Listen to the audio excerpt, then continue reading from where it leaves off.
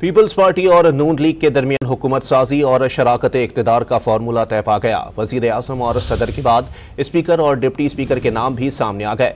Chairman senate और governors के नामों पर भी इत्तेफाक कर लिया गया है।